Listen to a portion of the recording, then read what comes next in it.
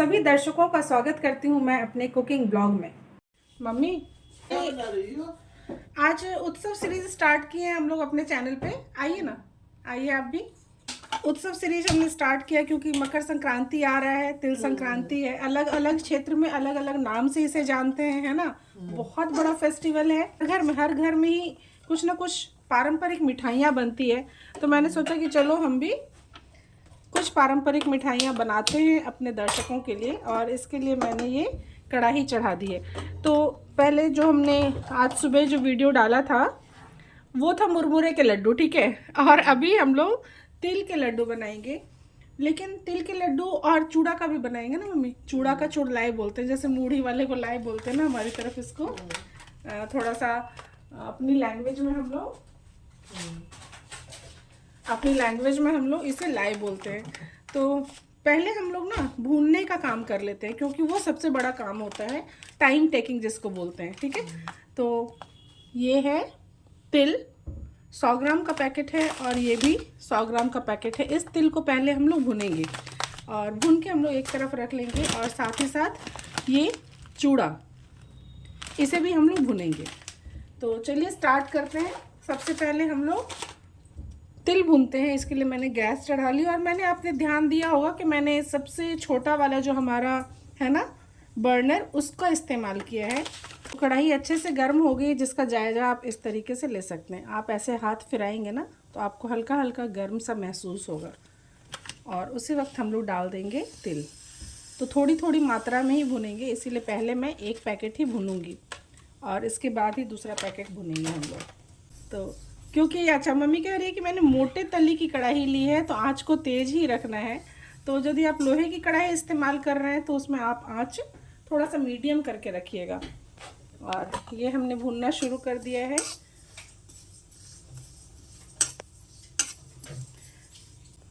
तो ये मकर संक्रांति का जो फेस्टिवल है ना, ये हर जगह पे कहने का मतलब हर क्षेत्र में, अलग अलग क्षेत्र में अलग अलग नाम से जानते हैं।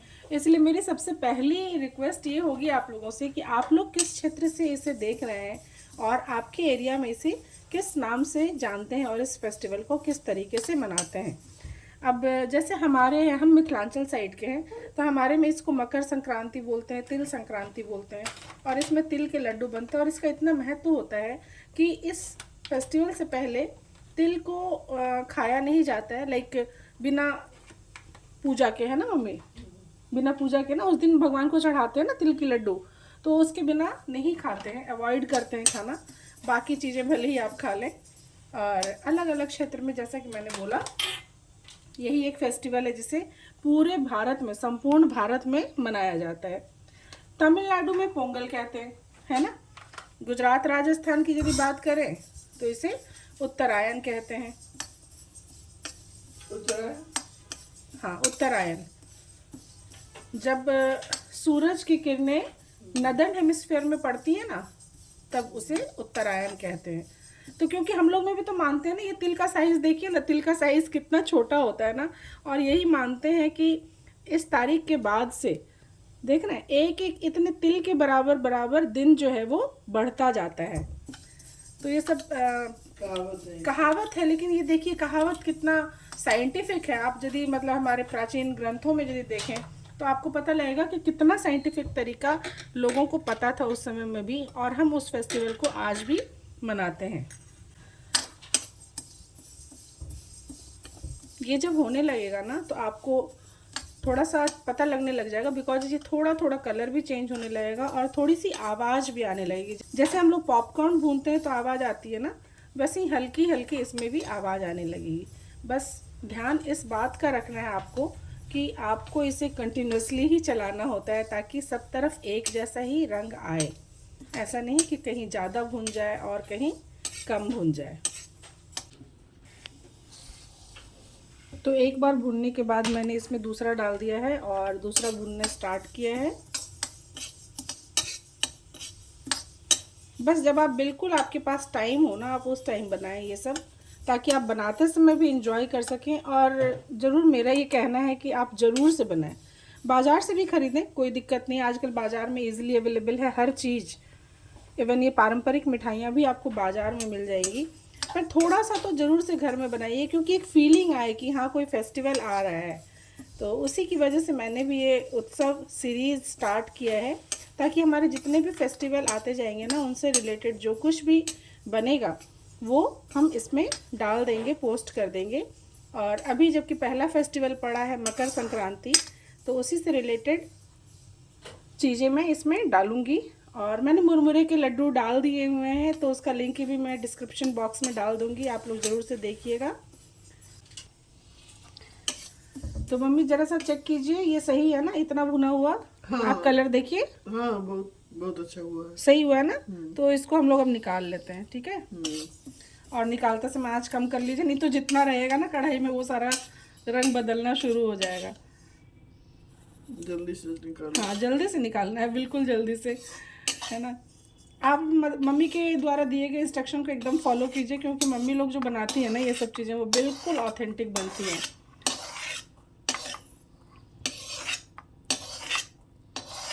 अच्छा, क्यों भूनना पहले ज़रूरी है? क्योंकि इसके बाद जाहिर सी बात है कि आप चाहें तो 2 बर्तनों का इस्तेमाल कर सकते हैं, कि एक दूसरी बर्तन में आप पाक बना सकते हैं गुड़ का, लेकिन मैं अभी सिंगल पॉट में ही सारी चीज़ें तैयारी करूँगी, इसीलिए ये तिल मैंने भून लिया है। ये सब जो है ना पुष्ट दर पुष्ट चलते रहता है। हाँ।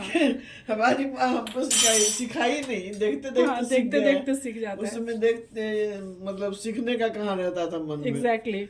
देखते थे तो भागे रहते थे, है ना? भागते अपना सीख लिए। हाँ, तो वही एक्चुअली होता है, देखते देखते ही सारा ये सब सारी चीज। मैंने भी ऐसे, वो बोलते हैं ना कि बैठ के नहीं सीखा है, बस मम्मी को हर, इसलिए तुम मैंने लोग के बारे में सोचे भी नहीं थे कि तुम लोग भी बनाओगे ये सब चीज, तो देखते आज तुम बना रही हो, कल बिटिया बनाएगी, जाहिर सी बात है। हाँ, तो ये होता ही है ना, जनरेशन से जनरेशन मतलब पास होता है, यही तो चीजें है। तभी मैं अपने दर्शकों को भी मैं भी यही बता रही थी कि थोड़ी सी भी मात्रा में जरूर से बनाएं ये चीजें, क्योंकि बच्चों को भी पता चलता है कि अच्छा इस पर्टिकुलर फंक्शन में, सॉरी इस पर्टिकुलर फेस्टिवल में ये वाली डिशेस बनती है, तो एक उत्साह का माहौल होता है ना मम्मी?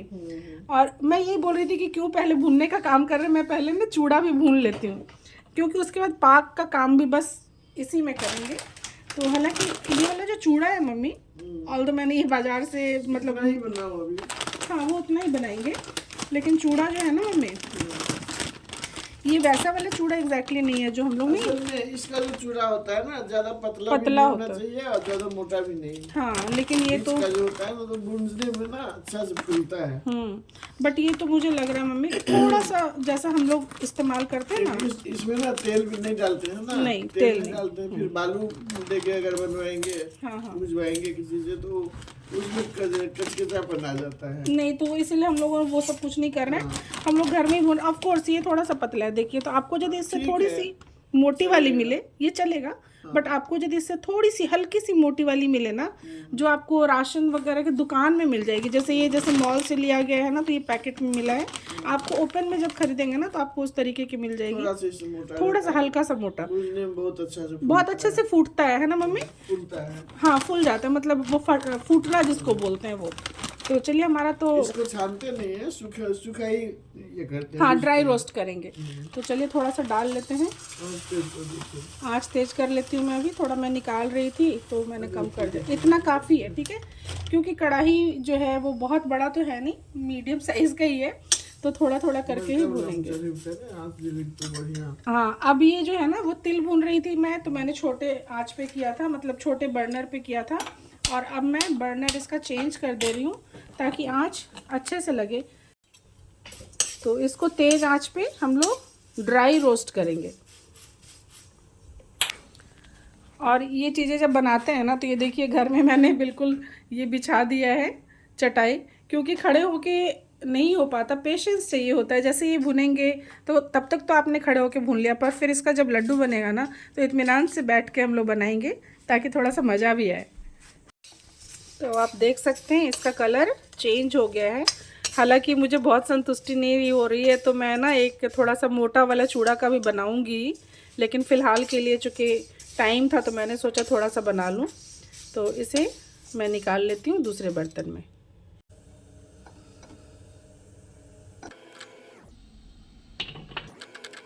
तो हम गुड़ की चाशनी बनाएंगे, इसीलिए थोड़ा सा इसमें शुद्ध घी डाल लेते हैं। 1 चम्मच के करीब लिया है मैंने। और इसी समय हम गुड़ डाल देंगे।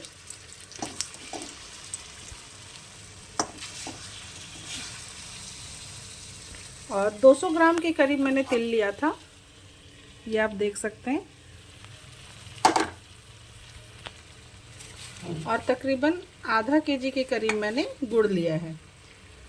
यानी 200-250 ग्राम यदि आपका तिल हो तो गुड़ 250 ग्राम के करीब या लगभग बराबर ही आप ले सकते हैं। थोड़ा सा ज़्यादा, यदि मीठा भी आपके ऊपर कैसा पसंद है इस पर डिपेंड करता है। यदि आप ज़्यादा मीठा पसंद करते हैं तो ज़्यादा ले सकते हैं। अदरवाइज़ मैंने जो लिया है 200 ग्राम के करीब तिल लिया है और तकरीबन ½ केजी के करीब गुड़ लिया है। और बहुत ही थोड़े से मात्रा में पानी का इस्तेमाल करेंगे। कटोरी में हम लोग ले लेंगे थोड़ा सा पानी और इसका इस्तेमाल करेंगे 2 पर्पज़ से। एक तो ये गुड़ जब तैयार हो जाएगा तो इसको चेक करने के लिए कि पाक सही तरीके से तैयार हुआ है या नहीं।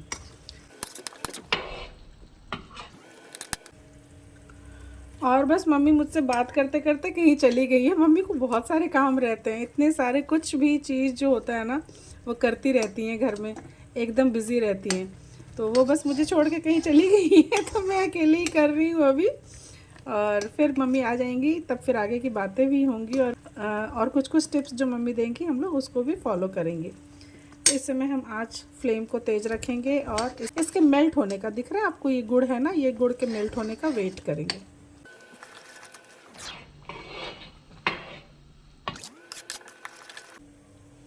पाक किस तरीके से तैयार हो गया ये पानी में तो हम डाल के चेक करते ही हैं, पर आप देख के किस तरीके से जान पाएंगे कि हाँ अब हमारा पाक रेडी है। एक तो ये इसका रंग बदल जाएगा, जो आप देख पा रहे होंगे पहले थोड़ा डार्क कलर था ना, वो थोड़ा सा लाइट हो जाएगा। और बबल्स बहुत ही ज़्यादा आएंगे, बहुत ही ज़्यादा। और साथ ही साथ ये किनारों को आसानी से छोड़ने लग जाएगा। जब ये तीनों चीज़ आपको दिखे ना तो आप समझिए कि आपका पाक रेडी हो गया है। और थोड़ा बहुत मेल्ट हो जाए तो ये पूरी तरह से रेडी हो जाएगा। आपको दिख रहा होगा ये किनारे किनारे पे, है ना। तो इन चीज़ों का ध्यान रख के तो आपको पता चल जाएगा कि पाक रेडी है। और यदि इन तरीक़ों से आप पता नहीं लगा पाते कि हमारा पाक तैयार है या नहीं है तो उसके लिए थोड़ा सा हम लेंगे और डालेंगे पानी में। और ये देखिए बहुत ही अच्छे से ये हमारा गोला बन के तैयार हो रहा है। इस तरीके से जब हो जाए तो आप समझ लीजिए कि हमारा गुड़ जो है वो रेडी हो चुका है लड्डू बनाने के लिए। तो ये पाक बिल्कुल रेडी है। मैं वापस से इसे डाल देती हूँ और इस समय मैं आँच को कर लूँगी बंद, क्योंकि गुड़ यदि ज़्यादा देर तक चलेगा ना तो फिर जलने लगता है और उसका टेस्ट फिर अच्छा नहीं आता है। तो इस समय हम लोग बंद कर लेंगे और ये जो तिल था इसे हम लोग डाल देंगे इसमें।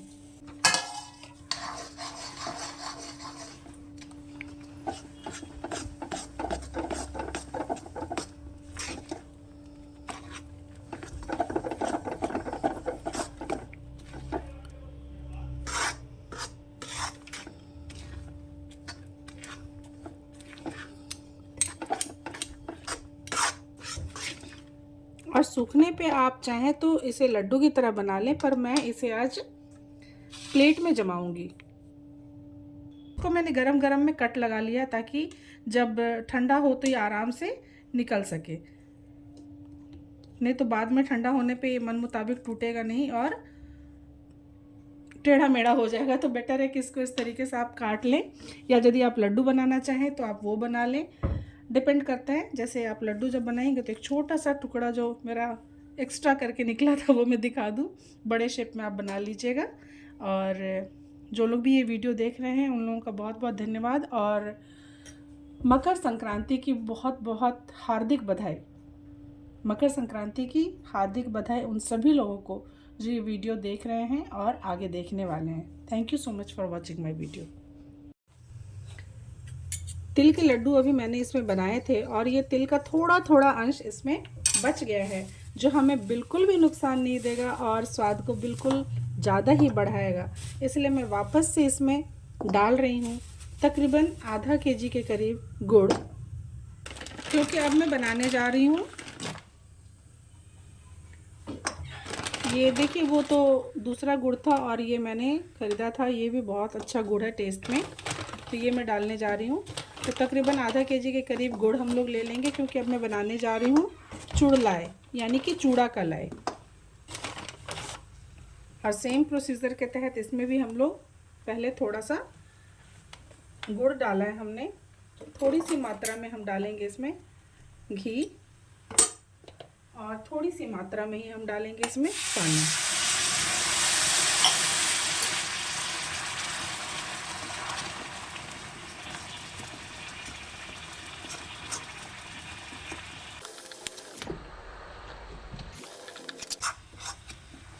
इस समय हम लोग फ्लेम हाई रखेंगे और इसके मेल्ट होने का वेट करेंगे।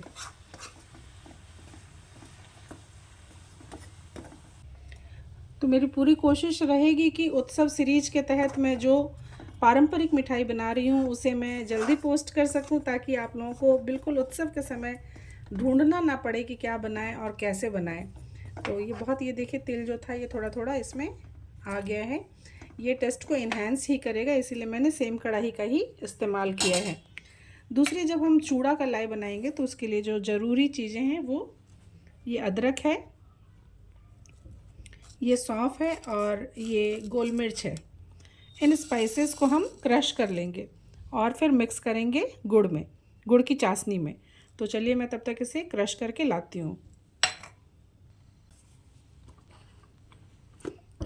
तो ये देखिए, ये मैं क्रश करके ले आई हूँ। इसमें पानी नहीं डालना है, जब आप इसको पीसेंगे ना तो इसमें पानी का इस्तेमाल नहीं करना है, और बिल्कुल ऐसे दरदरा सा रहेगा तो अच्छा रहेगा। इसका टेस्ट बहुत अच्छा होता है, और ये डालने से ना चूड़ा का जो लाई बनता है वो उसका टेस्ट बहुत इन्हेंस हो जाता है, बहुत ही टेस्टी लगता है, बिल्कुल ऑथेंटिक टेस्ट आता है।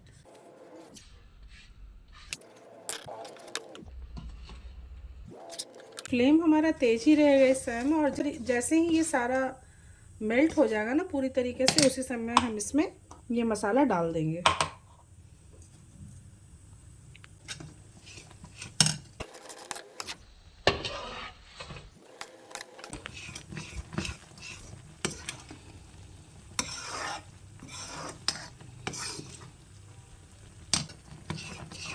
तो गुड़ का पाक तो तैयार हो गया है। ये पाक तैयार होने में मुश्किल से 4 से 5 मिनट लगते हैं, अच्छे तरीके से पाक तैयार होने में।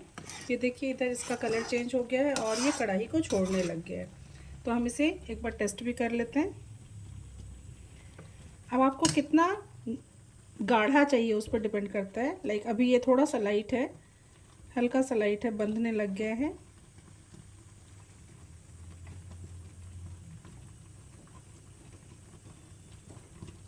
तो अभी ये थोड़ी देर और होने देंगे, तकरीबन 2 मिनट। तो अब ये पूरा बॉईल होने लग गया, दिख रहा होगा आपको। इस समय एक बार और चेक कर लेते हैं हम लोग।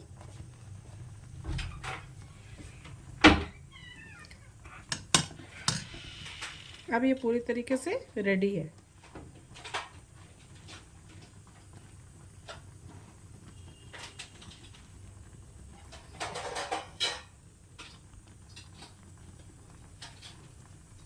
ये अच्छे से जब इस तरीके का शेप ले ले तो समझ लीजिए कि आपका पूरी तरह से तैयार है। तो मैंने आधे केजी के करीब गुड़ लिया था और आधे केजी के ही करीब मैं चूड़ा डालूंगी इसमें। और मिक्स करते समय आंच आप कम कर लीजिए ताकि गुड़ जले नहीं ज़्यादा।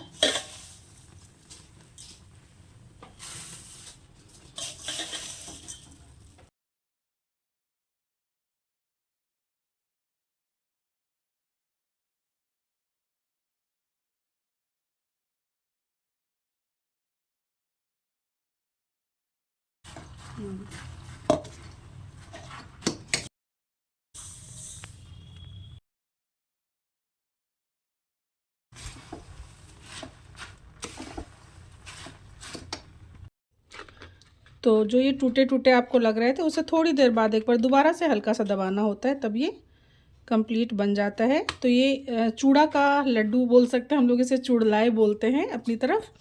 और ये मकर संक्रांति के अवसर पर बनने वाला पारंपरिक व्यंजन है और इसीलिए मैंने अपने उत्सव सीरीज़ में इसे शामिल किया है। आप लोग देखिए कैसी लगी आप लोगों को मेरी ये वीडियो। यदि पसंद आए तो लाइक, शेयर और सब्सक्राइब कीजिए। Thank you so much for watching my video.